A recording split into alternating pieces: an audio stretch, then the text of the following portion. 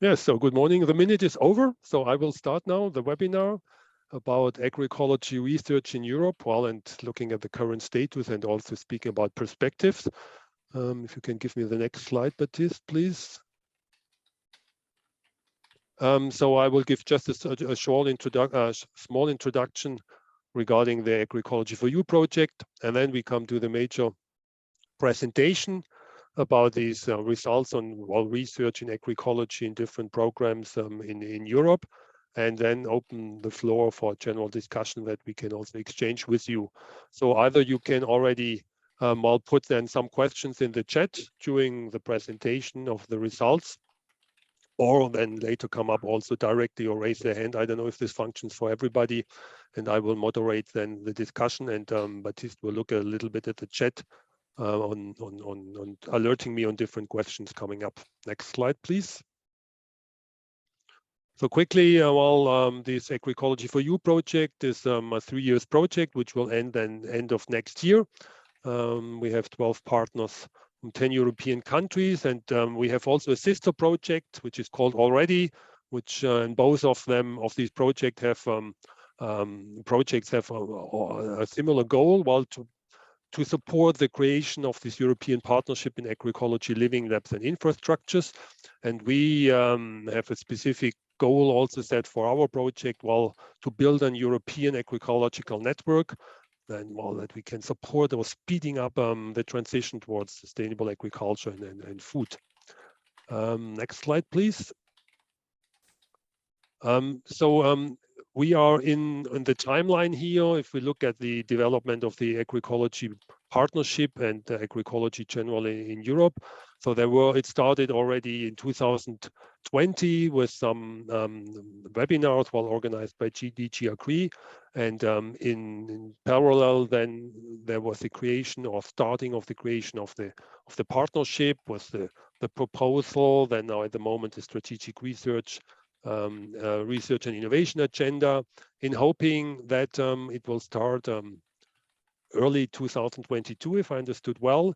And in parallel, there are these two projects, so Already and We, which try to contribute to pilot and build capacities and other things. And one part of it from our project is looking at the research in agroecology. Next slide, please.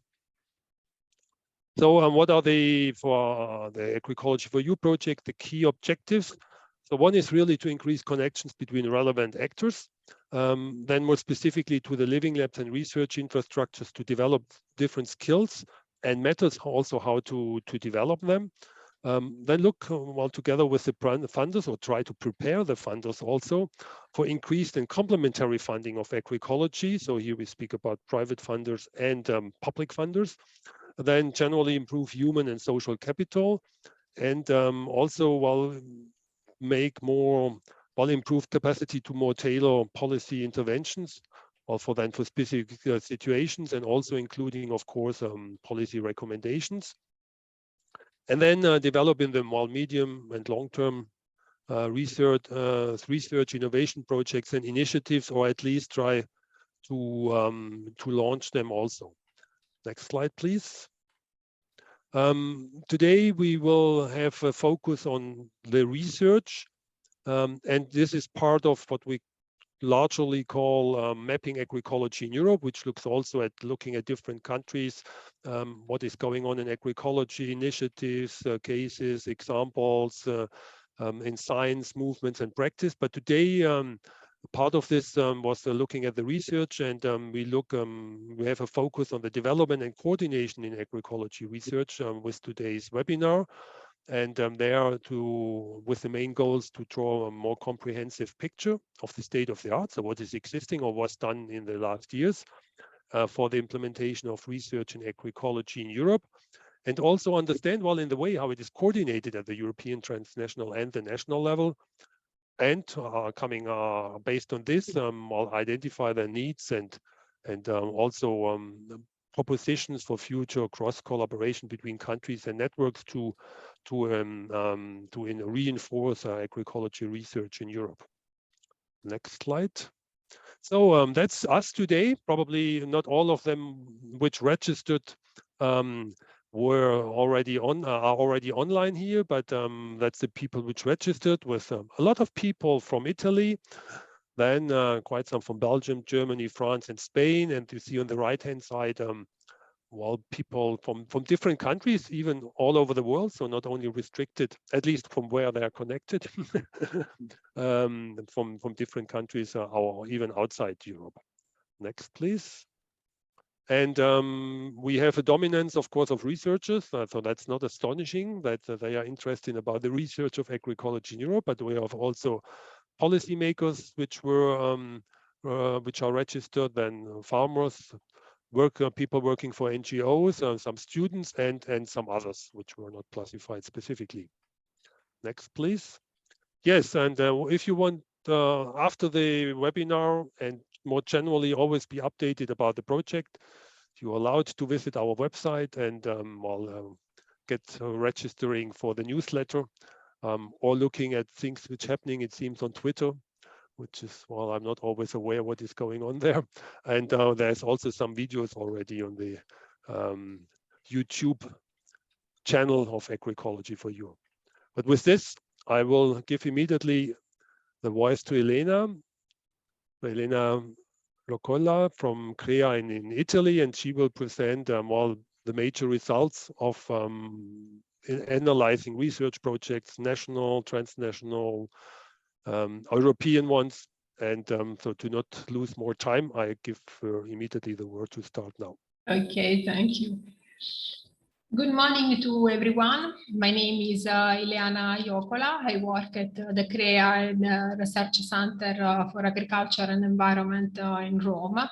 And in this webinar, we will present you some of the results that we have obtained with the activities carried out in the task 1.3 of the Agroecology for Europe project.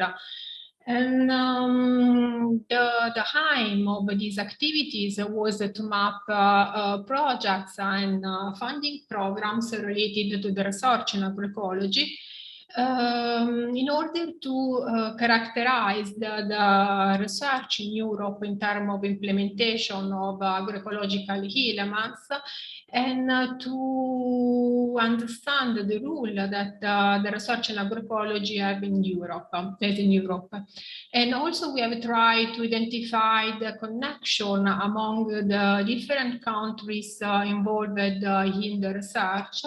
And on the basis of the results that we have obtained, we have provided some recommendations for policymakers to reinforce the transformative role of the research in agroecology. In order to achieve our aim, we carry out a desktop research at European and transnational level. In order to identify projects that deal with agroecology in Europe at European level, we checked mainly the Cordis and the Arachnos database to identify the projects that were funded by programs totally funded and co-framed by European Union under the Horizon frameworks. For the transnational level, we have checked mainly the ERA, LERNA, and organic print database to identify projects funded by programs co-funded and co-framed by member states with the participation of European Union. And we focused our attention on the projects funded by programs related to the public-to-public partnership under the Horizon 2020 that now are the new co-funded the European partnership in the new Horizon Europe. In order to identify the projects that are related to agroecology, we have set some keywords that are strictly related to agroecology, but we have decided also to include additional keywords related to agroecology in order to be consistent with the methodologies developed in other work packages of the Agroecological for Europe project. Once we have identified this list of projects, we have decided to include in our database only the projects, directly the projects where agroecology was explicitly mentioned in the narrative of the projects. For the others, we have decided to include in our database projects that were characterized by strong actor engagement and that addressed at least the level 3 of the agri-food system transformation framework proposed by Gliessman. For the national level, we have implemented a different methodology because it was difficult for us to find information in English. And so we have decided to contact some relevant key informants, such as the national agencies and the funding bodies from the different countries, in order to identify the projects that were funded by programs totally framed and funded by each countries. So at the end, in our database, we have identified 124 projects at the European and transnational level and 300 projects from the national level that cover more or less 15 countries. And together with the projects, we have also identified the funding programs from which these projects were funded.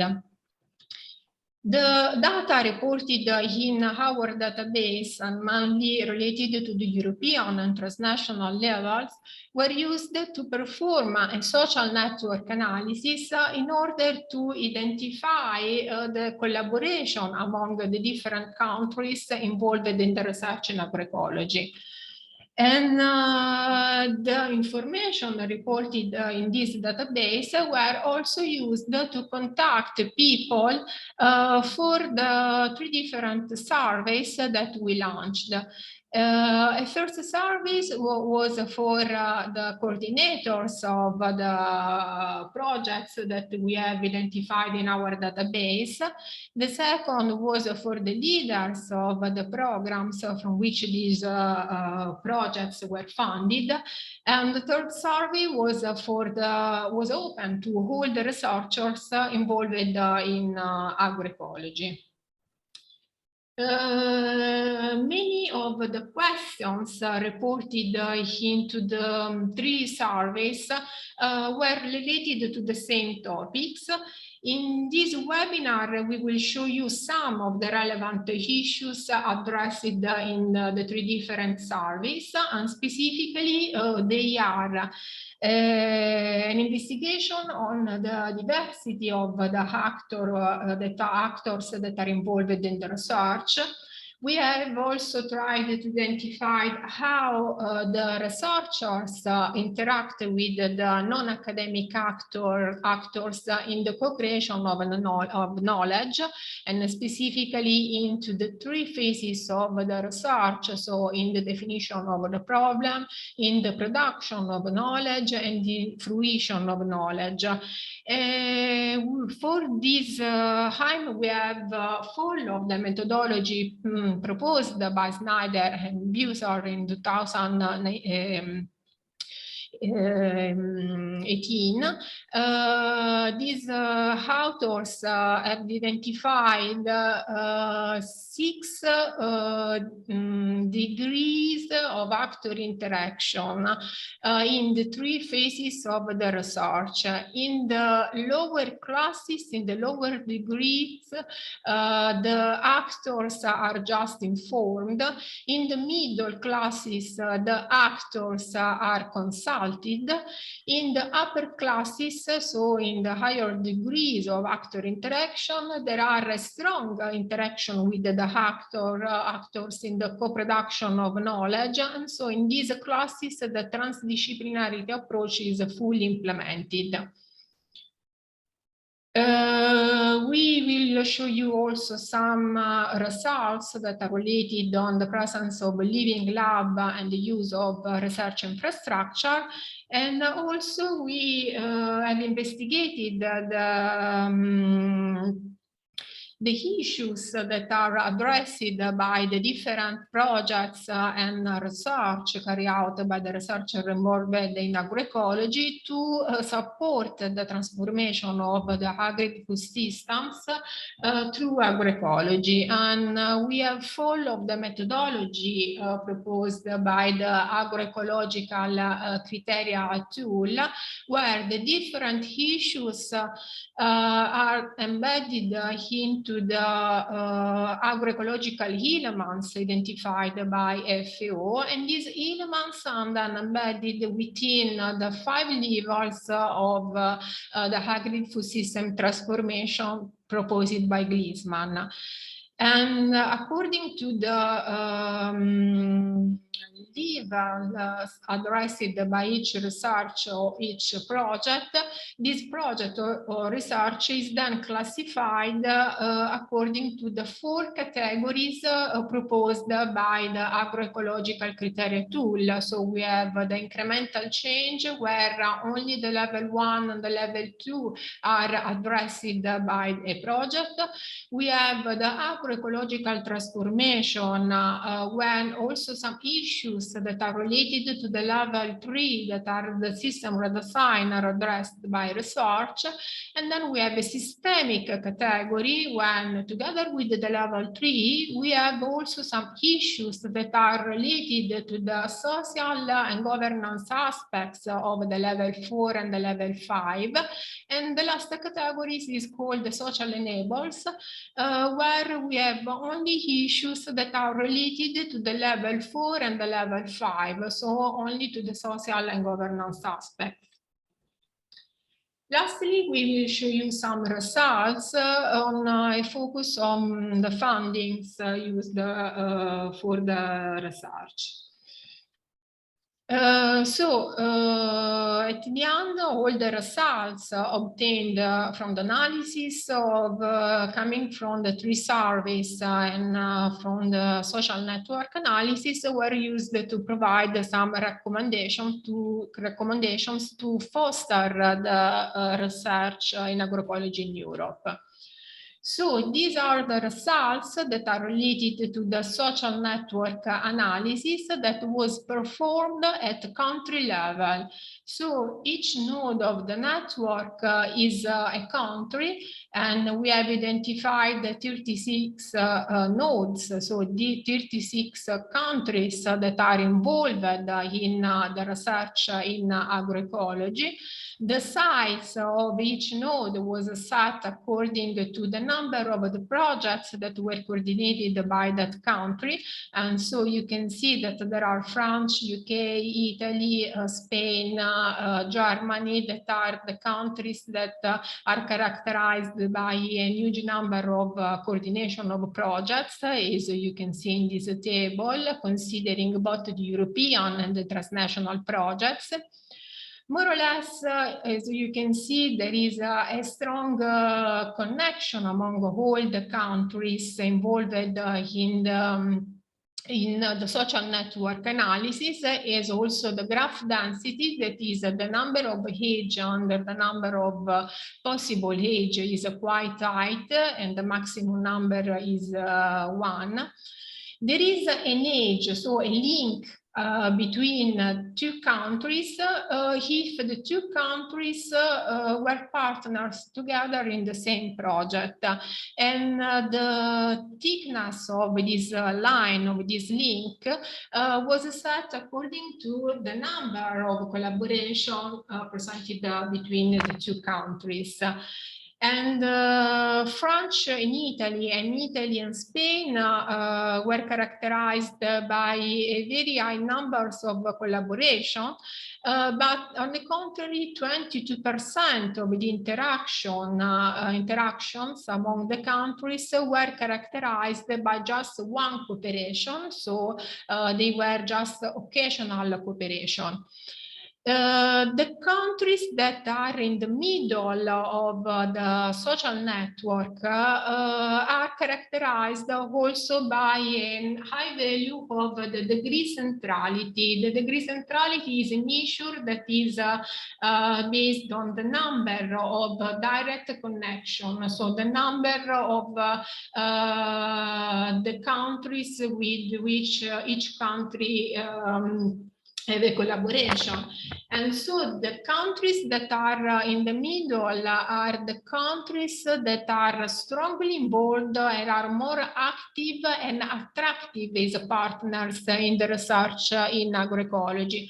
On the contrary, the countries that are on the peripheral position of the network are the countries that are less involved in the research and are characterized by few collaboration with the other countries. We have tried also to identify the potential clusters, groups characterized by a stronger collaboration among the countries that belong to this group compared to the collaboration with the others, using the cluster optimal function of the R package. And we have identified three potential clusters among the countries involved in the research in agroecology. And as you can see, more or less, it seems that these countries create clusters according to their biogeographical regions. Regarding the results that are related to the three surveys, we have received 58 answers from the coordinators of the projects, and at the national level we received answers from 9 countries. We received 34 answers from the researchers involved in agroecology from 8 countries, in which more or less half of them are from Italy. And for the leaders of the programs, we received 20 answers. At the national level, we received answers from Estonia and Lithuania. These are the results that are related to the diversity of actors that are engaged in the research in agroecology in all the projects, in all the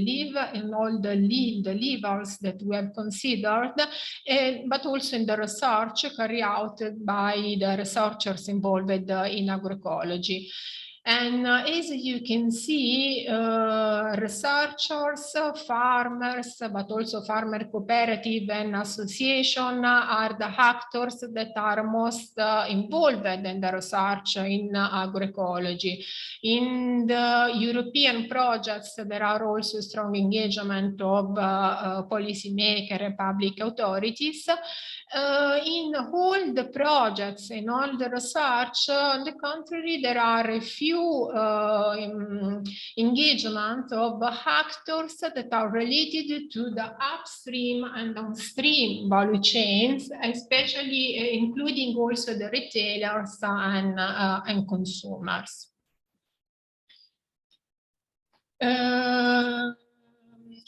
We have tried also to investigate also how the researchers interact with the non-academic actors in the 3 phases of the research. And as you can see, according to the 6th degree of actor engagement, of actor interaction, the upper classes where the transdisciplinarity approaches are fully implemented are mainly achieved in the European projects that are in blue. On the contrary, the transnational projects, it seems that actors are only informed or consulted. And there is not a clear pattern at the national level that are in green, because it depends on the countries. And as you can see here, we have reported the mean values of degree of actor interaction in the 3 phases of the research, and higher values are obtained by Germany in all the 3 phases of the research.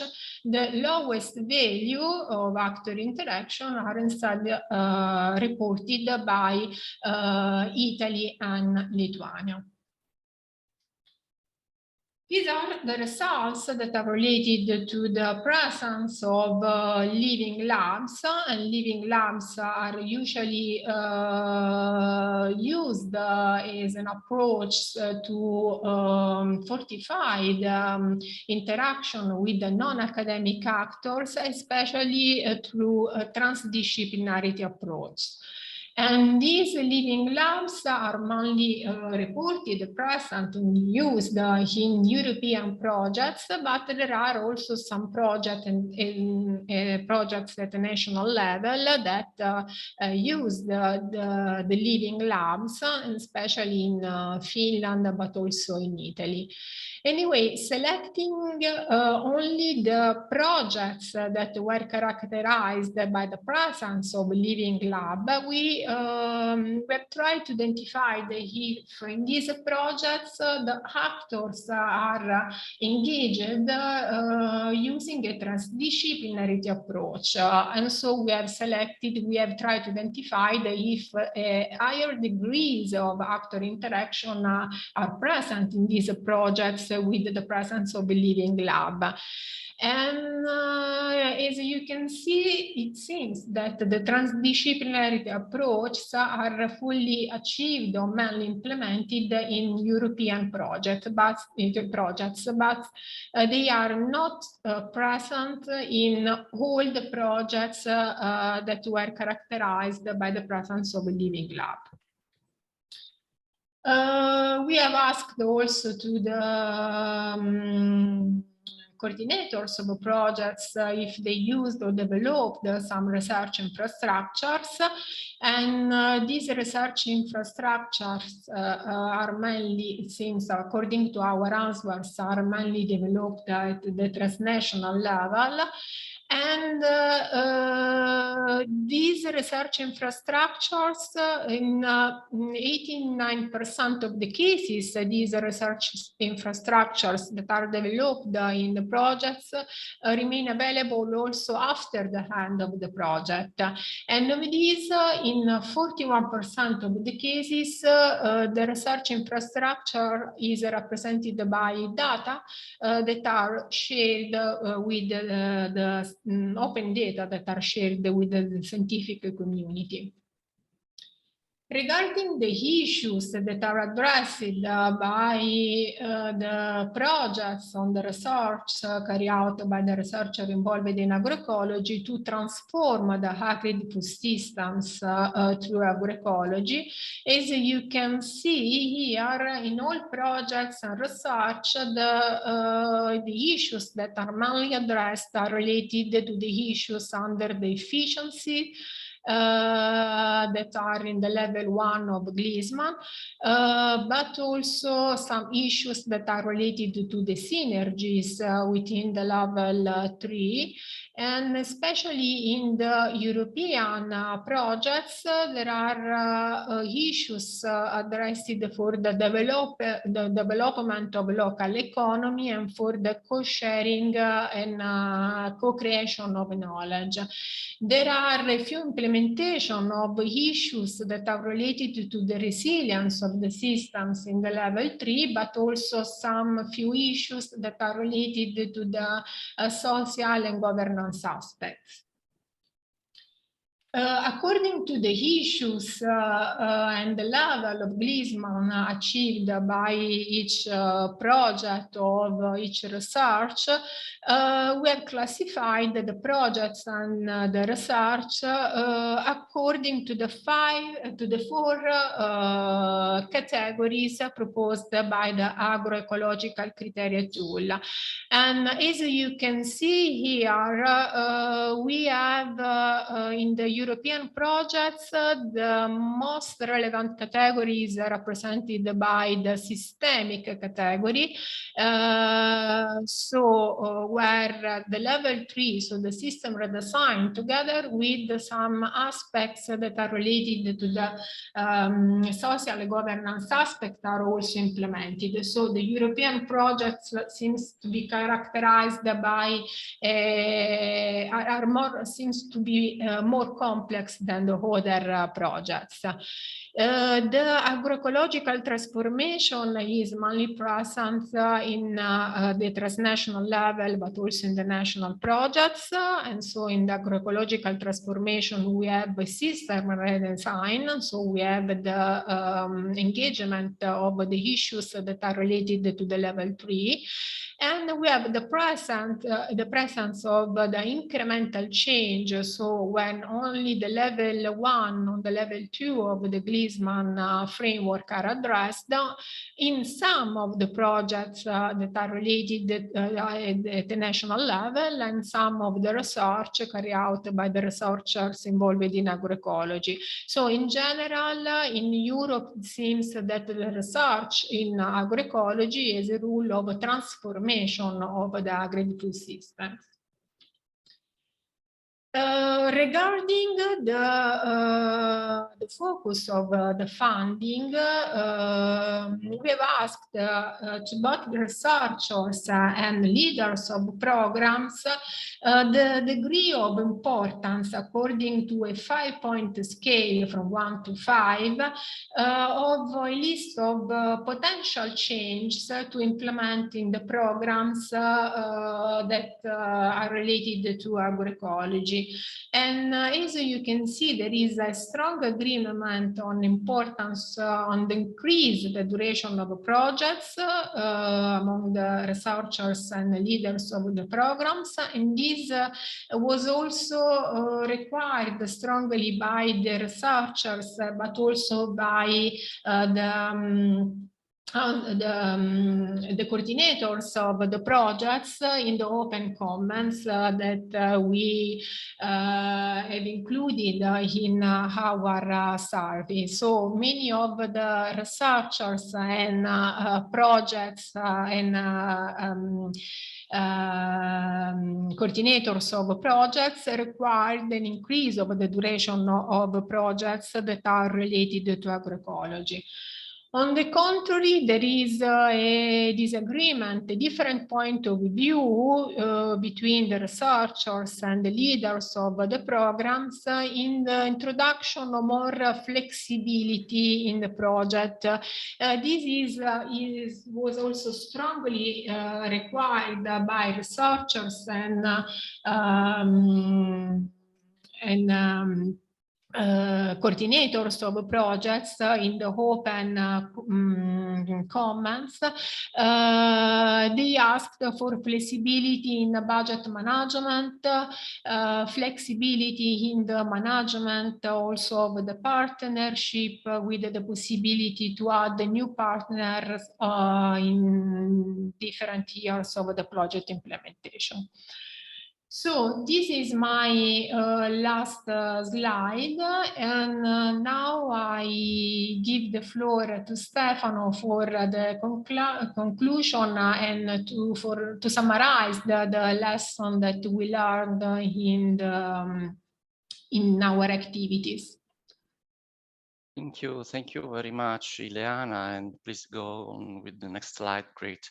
And so on the basis of all these results we have achieved, we have drawn some conclusions that we have summarized in key findings and then transformed in science-based recommendation that we would like to share with the scientific community involved in agroecology research to have a common base for future discussion, and that could hopefully contribute to the work that policymakers and research planners are doing at European level. Can you go on with the presentation, Ileana? Something is not working well in the procedure, I understand. I don't know what happened. Yeah, because the idea is Okay. to go on. Yes, thanks. So all the policymakers and research planners that are doing at the work that they are doing at European level, as well as the ones who are working in the national funding agencies and have an important role for the definition of the national and the transnational research programs, including obviously the agroecology partnership that will be launched soon. So a list of 10 main recommendations that you can find in the different outputs we have prepared. Can you go to the next slide, maybe, Ileana? Thank you. Indeed, to multiply the impact of our work, besides this seminar, we have produced other scientific outputs. Soon will be available in the website of the Agroecology for Europe project, the deliverable that we have released, where all the detailed information about the methodology and the results that we have produced can be found.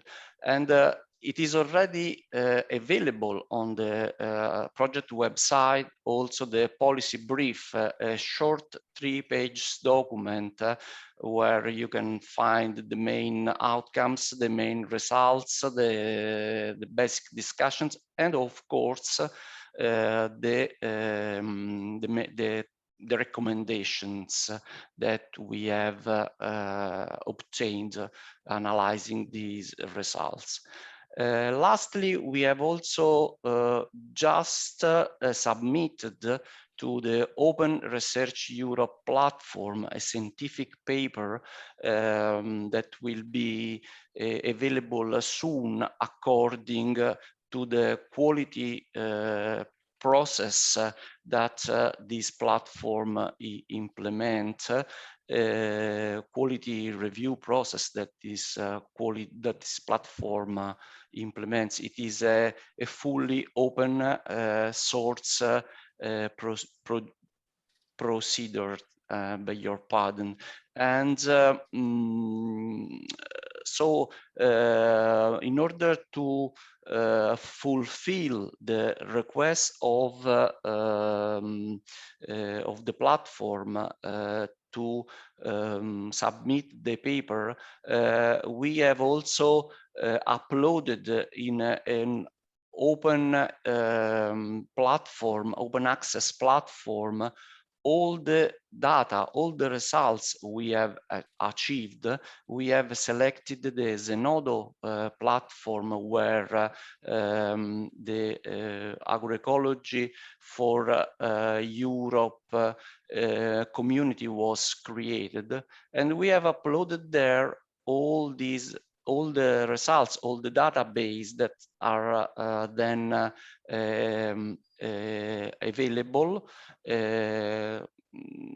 foundable, available, interoperable, and reusable. So are this platform works according to the FAIR principle. So we encourage you to go there and have a look to our data, our results, and hopefully we encourage you to use or reuse these results for the implementation of your work, if this is relevant and useful. Then next slide, please, Ileana, and then the last part of my speech is just to thank you. I would like to thank all the CREA team. Ileana, who has made the most of the work, but also Corrado and Stefania, who contributed. Luca Colombo from FIRAB. FIRAB is a subcontractor of CREA in this project, and Luca contributed a lot in this work. We would like also thank Alexander and Baptiste. They co-authored the scientific paper we produced, and as a coordinator and deputy coordinator, we helped us to stay on track all the time. And then also Jessica and Kira, they helped us in producing the policy brief, and also thanks to Kira for all the communication work she is doing, she has done. And finally, we would like to thanks all the participants of the 3 surveys. We do hope that some of them are connected today and joined us for this webinar. And then, of course, all of you for attending. I would like to give the floor now to Alexander, asking him to manage the question and the discussion session. So please, Alexander, thank you. Yeah, thanks a lot for the CREA team, so Ileana and Stefano, for presenting here the results. So now we have sufficient time for questions and discussion. I thank you really for this interesting results, and especially that we have quite some differences between European projects, transnational and the national ones, whereas the nationals and the European ones are a little bit more similar compared to the transnational ones, which is quite surprising for me. But I mean, that's probably related to the structure of the program and having also less country involved. But now I did not check the chat so far if there are already the first questions which came up. So Baptiste, you can tell me, or people can also come up and ask directly via the Zoom. But then, so Eric wants to start here, but always present quickly yourself and show your camera if possible. Thanks, Eric. Yeah, please go ahead. Yes, thanks a lot for this interesting. Yeah, my name is Erik Steen Jensen. I'm in the advisory committee of the project. Thanks a lot to Ileana and Stefano for this very interesting presentation and gathering of a lot of data. My question is, since there was a call for input for the partnership CREA, I think there was a deadline end of September. Did some of these important conclusions from this deliverable enter into the comments of the CREA?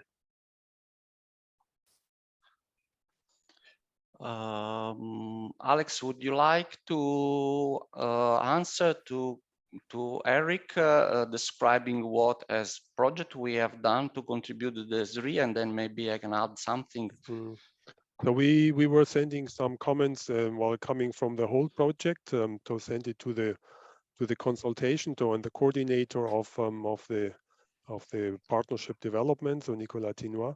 And there was different points, not specifically only on research, but I think there was 1 or 2 points which were related to research, and there Stefano can maybe say something. Yeah, thanks, Alex. Yes, indeed, our ambition is, of course, to contribute to the process of the partnership creation and of course to contribute to the CREA. One main issue that we had to manage was the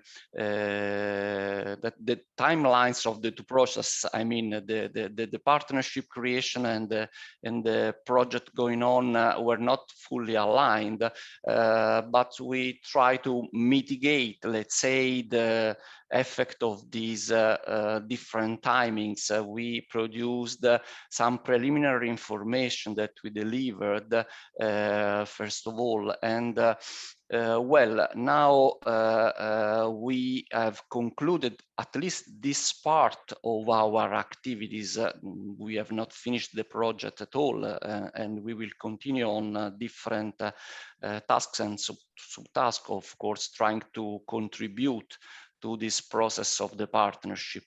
And maybe our outcomes and our recommendation, we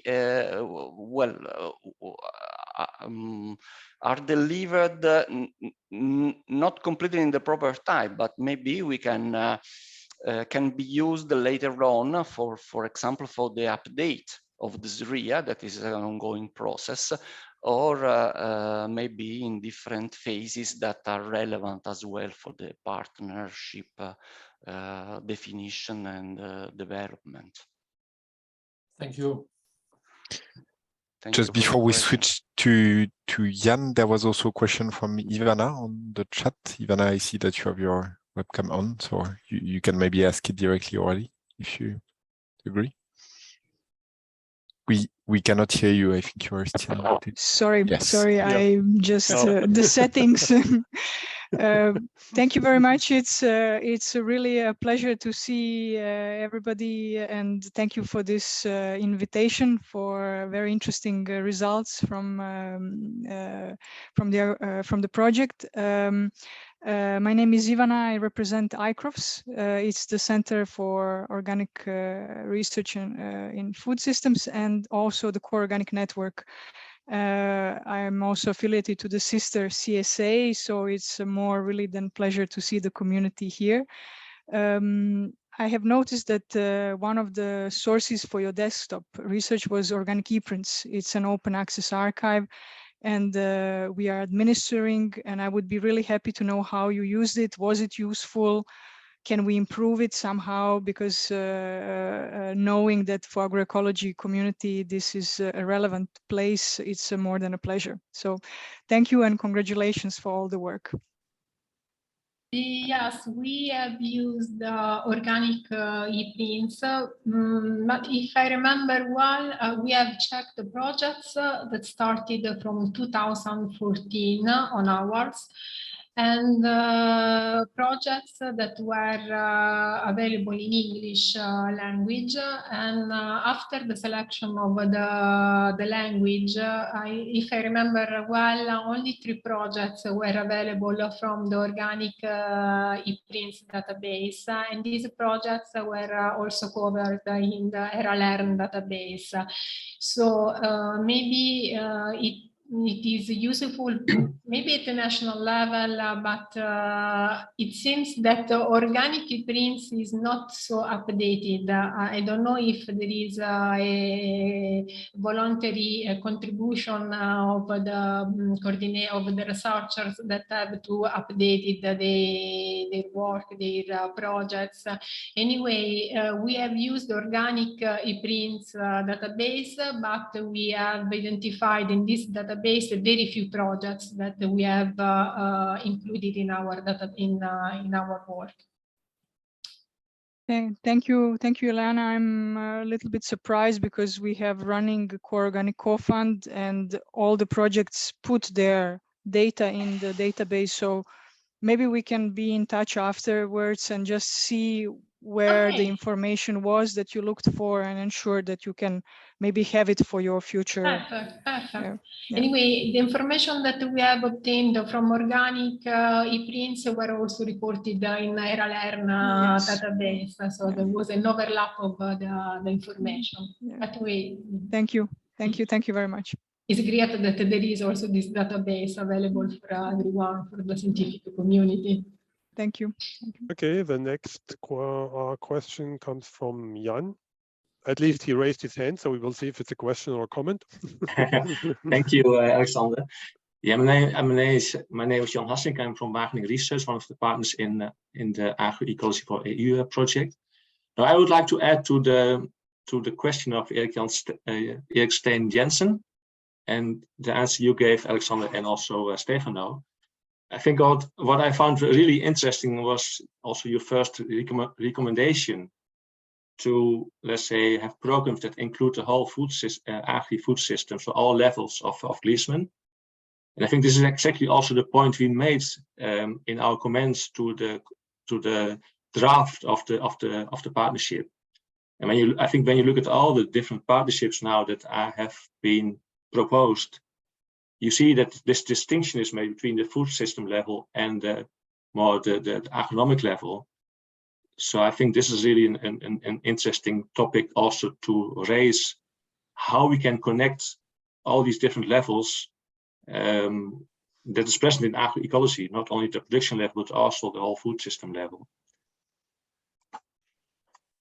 Yeah, thanks, Jan. That was also something we gave as well during the consultation as a message, that there could be much more integration with the food systems level in the creation of the partnership. But we know that that was a political decision, of course, also to divide in the food systems partnership and the agroecology partnership. But yeah, from my side, I would also agree, and from the project side, we agree that there could be more elements regarding the food system, because the real transformation is not only done at the production level, but the integration also into the food system. Yeah, thanks, Jan. Then I see Stefano Grando. Next, yeah. Yes.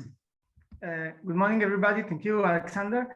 Stefano Grando from the Italian Ministry of Agricultural Policies, and also in the SCAR Agroecology Strategic Working Group. So thank you again to the presenters for the very wide-ranging and interesting information.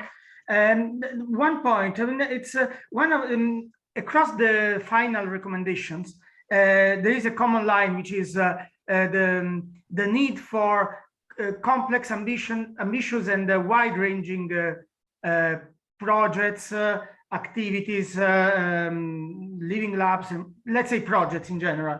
I mean, we need multi-actorship, inclusiveness, we need transdisciplinarity, we need the long duration of the project because of the need also to follow natural and social processes along a certain time. We need to move at the higher level of Gleesman scale, and I agree with everything. I was wondering also from a, say, funder or policy making point of view, what is the room for identifying also projects that are not covering everything, that are manageable? For example, could be the case of having from an agroecological perspective, a more focused geographical coverage, or maybe to focus the project on a single challenge and a specific solution, while keeping all the other elements of complexity that are important. Or maybe we need, as also I saw another one of the 10 points, I think we need the flexibility along the projects in order not to have projects that are, yes, ambitious, yes, capable to reach an holistic view of the problem and of the solution, but also not too demanding in terms of internal management, huge coordination, and so on. What are the solutions that you think? Thank you very much. Now an easy answer. I don't know, I know, Stefano, Ileana. Yeah, no, of Ileana. course, no easy answer, because the question is very difficult. And well, of course, the let's say the good equilibrium. I would like to touch at least one point that you posed, Stefano.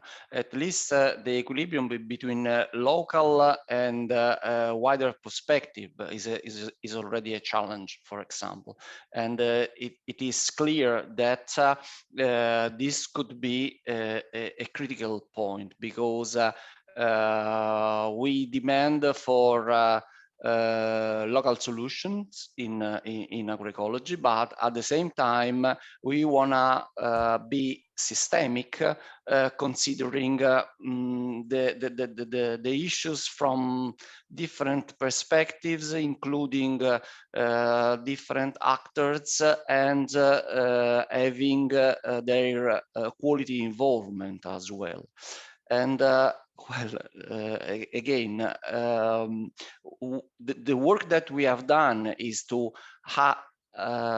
was useful, I guess, to identify all these critical aspects and how to combine them and how to get out with the proper solution is obviously a challenge, but we are aware that these are critical issues, critical points, and that this is a great advantage from this point of view. What we cannot do anymore is to continue, let's say, with a business as usual approach that will not bring us far away, I guess.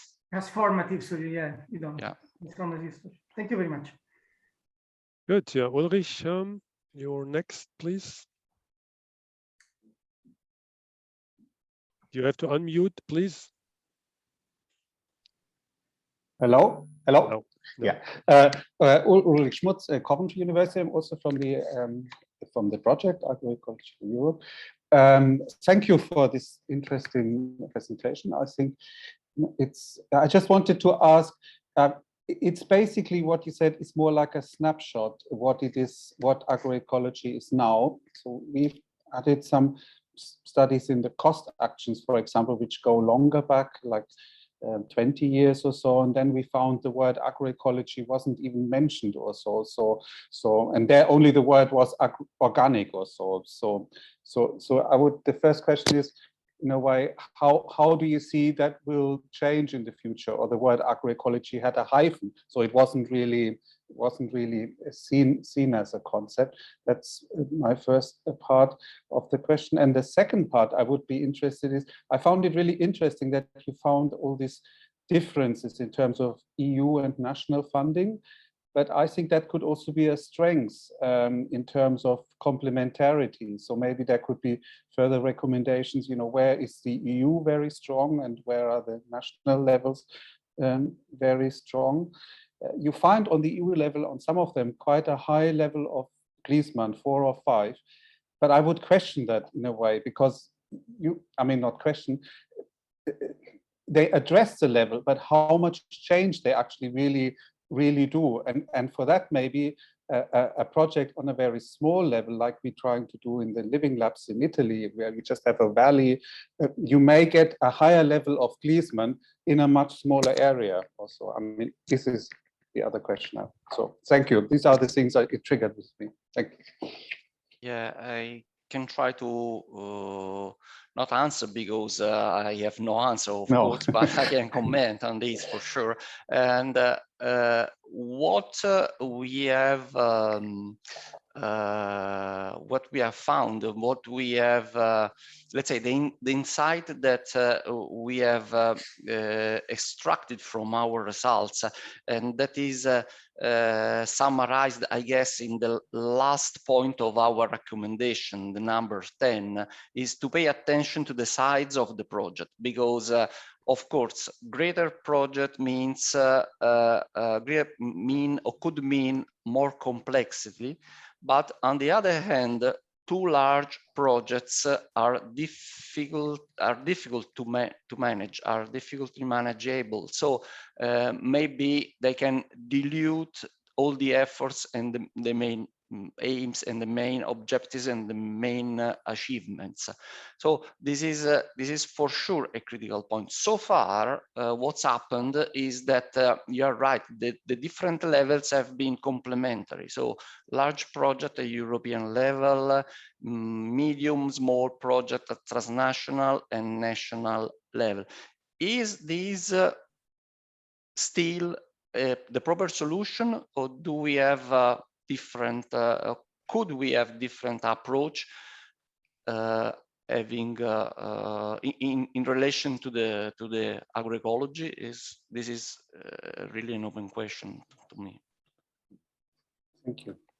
Anyway, I don't know if the deliverable is still is already in the when it will be available online. You can see that we have also performed a principal component analysis to identify some differences among the different projects at the different level, and you can see that there is a strong difference. The European projects and transnational projects are completely separated in the principal component analysis, and there are not a clear pattern related to the national level, and the European projects are characterized by more complexity, and we think that this complexity is driven also by the budget of the projects, and so this is the driving force maybe. Michael, please. Next. A general comment. I'm sorry if I interrupt you. What we have done so far, I mean, not in research, but in society, is to increase complexity and to find efficiency in scaling up everything. No, now the question is this still the right approach? Can we look for complexity and getting good achievements in scaling down and looking at local and small, even in budget? This is, I would like to have the answer to this question, but so far not. Okay, Michael, and you with your question? So Michael Löbmann from the Leibniz Center for Agricultural Landscape Research in Germany. Yes, I also want to go in this methodological debate, and I would like to ask, or if you could explain a bit more in detail how you selected projects. Basically, was it mostly based on they used the term agroecology, or was there some filtering process afterwards? Since I mean, a lot of research happens in the low levels of agricultural transition, like level 1 and 2 from Gleesman. And for example, the question is also, is that then already agroecology? Because Gleesman says from about 3, it's actually agroecology. So I would like to know, to get an idea about the numbers that we just saw.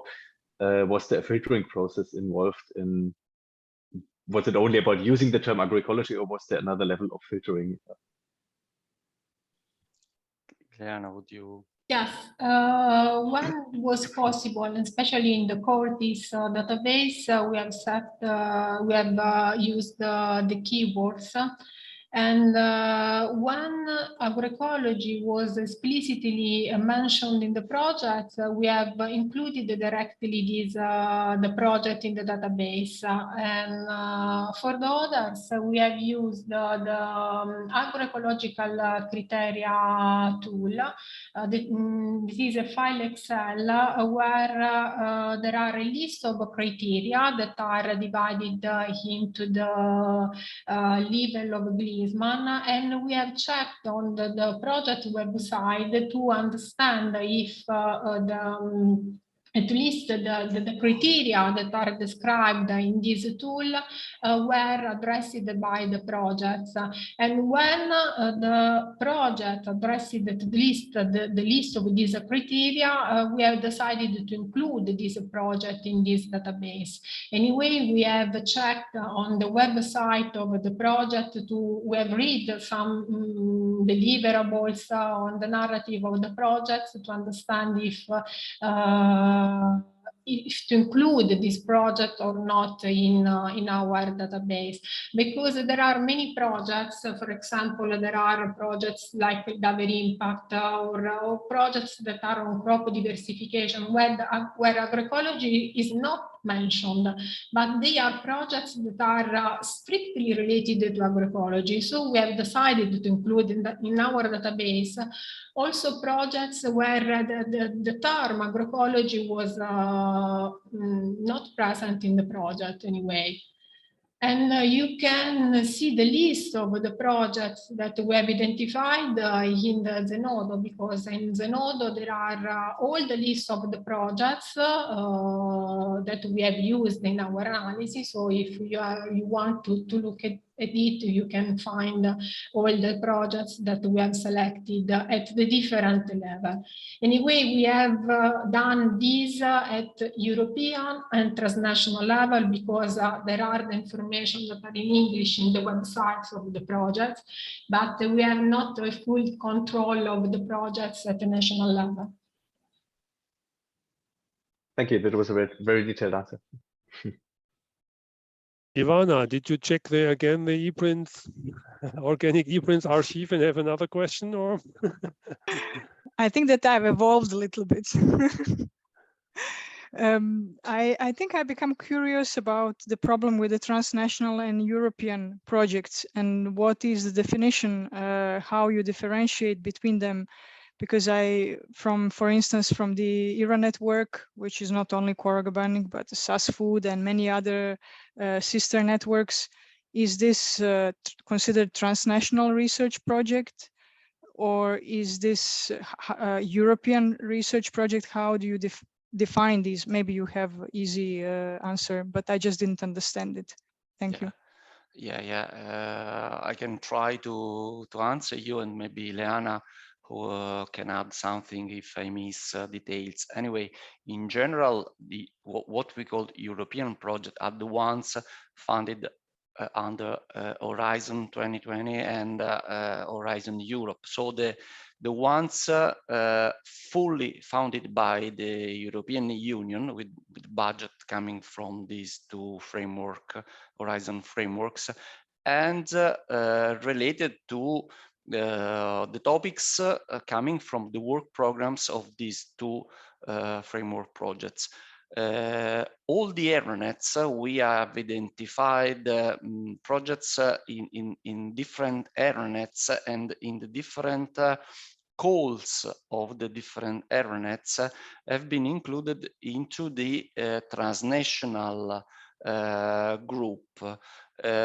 So there are the projects co-funded by member states, or the transnational projects co-funded by member states plus with the contribution of the European Union when available, when it was the case. Did I answer you, Ivana? Yes, I understand, but I think that not always in the context of Euronets, not always European Commission co-funded. No, correct. You're right. So the non-co-funded calls were done fully with the only member states' national funds. Correct. We are aware of these, and we have included in the transnational group both the projects that are co-founded by European Union and member states, as well as the projects that were co-funded only by member states, but in again in a shared. I don't fully understand why you do this. What is the difference? Maybe we can also take this discussion separately, but why do you have a difference between transnational projects funded with the Commission and without Commission? No, we did not. We include all of them, these two, let's say, subgroups. We have included both the subgroups in the same analysis group that we called transnational. Well, one thing is that with the transnational, so the aeronets, this is not open to everybody. So there are always some countries which are, well, discriminated is too much, but because they're national, they're not participating. They're not participating, so they're always out. Or there's some eligibility, so they have a very low budget only. So that's sort of whereas for the Horizon Europe or Horizon 2020, everybody can apply, and not only the EU countries, I but also while the other European and associated ones. So there's a big difference for me, at least, from access to funding also. Yeah, in the structure. I fully agree, but I think that the European and transnational as a criteria is a little bit misleading to understand this, Alexander, that you are saying. I could not get it immediately, but I fully agree. Yeah, thank you. So next, Angela.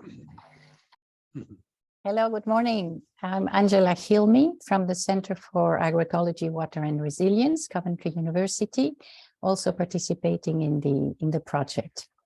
Thank you very much for the very, very interesting presentation. Really enjoyed that. Thank you. I had a question, just perhaps a clarification on the recommendation 10, because when you say frame research programs in a way that does not allow small projects whose results might be too simplified, what does that mean, not allow small projects? Because sometimes we can have extremely interesting data and information and results in very small projects. So I was a little bit at a loss just to understand that one. Thank you for these questions and for your comments. Well, it's not easy to define what is small and what is big, of course. According to, let's say, our opinion, looking at the results, what is small for us is, let's say, project where the main features may be missed. For example, the systemic approach, the quality involvement of actors, the transdisciplinary approach. If these are, according to our opinion, mandatory features that should never be missed in the projects. And this is not necessarily a matter of funding, okay? Because we can have even, let's say, small budget projects where all these characteristics can be identified, can be found, and these are very relevant according to our opinion. So these and we will try in let's say in the next versions of the recommendation to clarify a bit what we have tried to communicate, for sure. Thanks. Okay, thank you, Stefano. Thank you very much.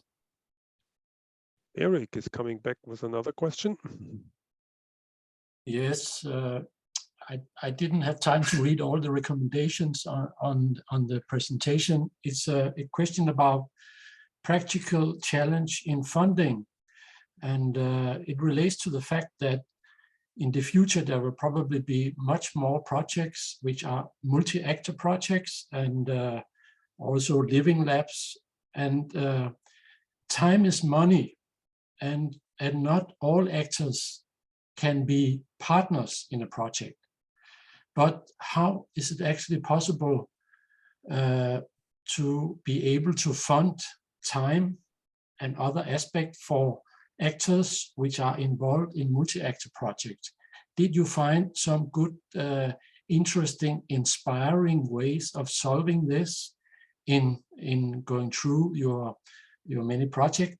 I think Ileana had a slide, I think one of the last slides you presented, there were some aspects of this, how to actually fund actors which are not partners in a project. I think this issue will be more and more important because time is money for actors. No, beg your pardon, Ileana. No, go on. No, please feel free to address your comments. No, it's just, I want just to say that this was strongly required by many of the respondents from our surveys. They want to change the programs in order to allow the stakeholders to be partner in projects. This is a key issue for many issue for many of the researchers and project coordinator, according to our comments. So this is a relevant point. Yeah. Is there any good examples of how this can be managed by funding agencies, which can inspire other funding agencies, considering the importance of actors, which may not necessarily be partners? Well, you're right, Eric. Not necessarily they have to be partner, but on the other way around, consider that in many projects, the transnational co-funded projects and in some national projects, actors are not allowed to be partner. Exactly. And this could be a strong barrier. For example, well, we have many different examples of this scenario, and so the first recommendation is to align the national rules to the European ones, where actors, so private operators, farmers, or any other kind of firms are allowed to be partnered. These for sure could be the first advice. And if this will be implemented, this will simplify a lot, let's say, this scenario. And then we will see if we will be able to identify additional solutions. Thank you. I think Michael wanted to react on this. Also, yes, and I also have a comment, yes. Yeah, I mean, that's also about basically what is agroecological research again, because it's, for example, the work that a farmer does on the farm. It's basically research, but currently it's not defined as research. So that's also a part why we cannot finance it through projects, for example. Yeah, and that's, I think, a debate that has to be done over the next years to promote financing in that direction. Just to comment on this, but my comment was actually on something else, because one of the outcomes of your research was also that people wanted to have more flexibility within the projects. And what I proposed, for example, in the deliverable that we had in the SMS project, which is unfortunately not public, was that you could do, for example, pre-studies before you start a project proposal. And in these pre-studies, for example, you can already do stakeholder engagement and then define, okay, what is the problem situation and how can we solve it? And based on these results, you can actually start a project proposal, because then you know you have the right consortium in the project, you know you address the right problems before you even start the project. Because usually when you make a project consortium and then you start with stakeholder engagement, you may not have the right people on board to solve the problem actually. And that could be, for example, a structure that kind of breaks the limitations of the current project-based model. Yeah, just a comment on this. Yeah, Alessandra, I see. Good morning. Good morning. I'm Alessandra Trinchera from CREA. I'm coordinator of the project Agroecology and of other 3 projects related to specific topic, not strictly related to agroecology, but I have a long experience on participated approach with the involvement of different stakeholders in several national projects. We found a sort of solution when our ministry cannot contribute directly in funding the farmers, for example, or the farmers association to participate directly to the project, by creating before the building of the project some farmers clusters or association clusters that were well defined from the very beginning of the project presentation. And then we asked for an amount of other costs that could fund the stakeholders or the other participants out of the research group without any problem, because we can also overcome the problem of funding directly to private companies by the national funders. this is a chance that could be potentially offered as a solution. That is not a direct funding to the farmers or to the association, but an indirect way to guarantee the participation within the project. I don't know if I was clear. Yes, I think so. But for me, that's the same thing. This was one of the recommendations, also to have more flexibility in the funding, because you always have to precise everything from the beginning. There could be always, let's say, maximum 1%, 2%, where you have a budget for stakeholders which are not predefined, because well, from our experience today, often you have to say with which stakeholders you already engage. And well, now we stopped, fortunately, also that we have these engagement letters or support letters, because afterwards it always changed completely. And between submitting a project and might get it funded, it's often 1.5 years. And then the stakeholders are not interested anymore. The situation has changed. Yes, it's true. So that's another problem. You. And then if you have not this small flexibility budget for stakeholders, for example, then you have to change it into subcontracting. Then you have to make a change of the grant agreement. It takes hours and days, I can tell you. I have one. and all these things, which finally limits so much to work much more with the stakeholders, because it's administratively also so complicated. So yes. there, and I see, well, that's while I discussed it with Paula Iolalilo already from DG Agri a little bit, of course, that we have sort of for the partnership, the agroecology partnership, a certain fund just for the stakeholders or the living labs, which is not always linked directly to one proposal, which is submitted in new calls coming up, but which is sort of a common fund which can be used for the living labs then. But that's, well, what's just the idea yes. I had once also. Yes, I agree with you. In fact, it is difficult to change the position of our national funders, because it is critical. Perhaps the European funders are more open-minded and will keep our suggestions, because it will be a good chance for agroecology. Well, Stefano, I think you want. Yes, it's just a short comment. Ileana showed us that the perception of flexibility is very different between the let's say the program planners, the program managers, and the researchers. And what we know is that in theory, flexibility is already there, is possible. There are rules to introduce flexibility into the projects. The point is that, as Alexandra said, that this is resource and time consuming often. And so the timeline to adjust the project in respect to the duration of the project or the different steps of the project are difficult to be aligned. This is the point, according to my opinion. So flexibility in theory is there, but practically is not allowed.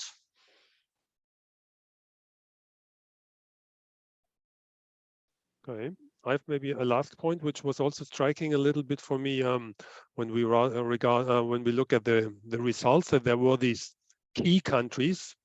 That's 4 or 5. So the big ones, the big countries, of course, they have more, well, universities or research institutions, and that's the one often also, and bigger ones, and that's the one often more easily leading the EU projects, for example. But for me, that's also a problematic thing. It's always the same countries or the same institutions, because they have more power, more money behind. And then we are missing, especially these countries, which have, well, less funding, or which is where agroecology, for example, is less developed, maybe so far, or less visible.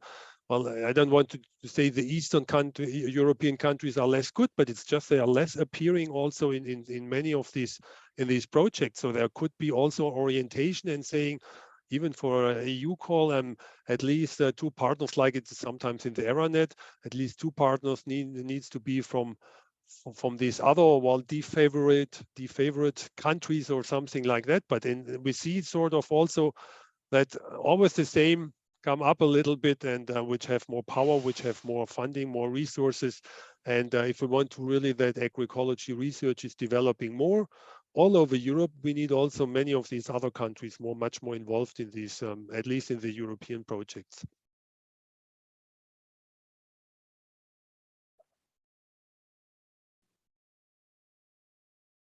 Stefano Grando, yes, again, a comment. Thank you. Just very simple questions to this time, Stefano, please. Oh, yes. Not very complex ones. It's not even a question, it's a comment. No, just in relation to what Alexander just said, maybe an interesting perspective would be also to display the results, not only in terms of absolute participation to the project or leadership of the project. I think it's very interesting to see that there are always more or less those countries larger or more central in this field that are the core, but also in relation to the dimension of the country, of the population number. So we may have, there are already, of course, but also in the way in which we present these results, an idea, for example, that some countries are small in terms of surface or population and so on, but relatively well participating in these initiatives, and maybe others not. That could be an additional, it is an additional point of view, of course, for this analysis. Thank you. Okay, thanks for this comment. Is there any last question from the audience? In the chat, I think there was not, if I saw well.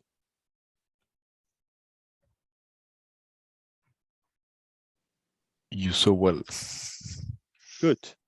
Then we are very good in time. No, Eric. No, Eric just want to give an applause, so he has no comment anymore. I see from the hands they're not one hand like this, they're like this. So we can thank again. I think Ileana and Stefano for preparing this presentation, and be ready also to discuss and to respond to your questions. So for this, with this, I can close the webinar of today. So the policy brief is already available. The deliverable, as always, that's the European administration thing. You first need the periodic report to be validated completely until you're allowed to share deliverables. So that might be also something we might have a little bit more flexibility in the future, that sometimes you have to wait at least 18 months until the periodic report is finished and then evaluated. So some deliverables have to wait a lot until they can be seen the broad public. But that's more a specific administrative thing. Maybe Stefano, you want to have a last word? I see. Yeah, just to ask to all the attenders to go into the European platform, the open research platform, where we have just uploaded the paper, and address comments, because this is something that is in accordance with the let's say quality open source process this platform implements. So we would like and we need to get your comments to improve the quality of our paper. So please, we encourage you to go there to read our publication and to address comments for us. Thank you.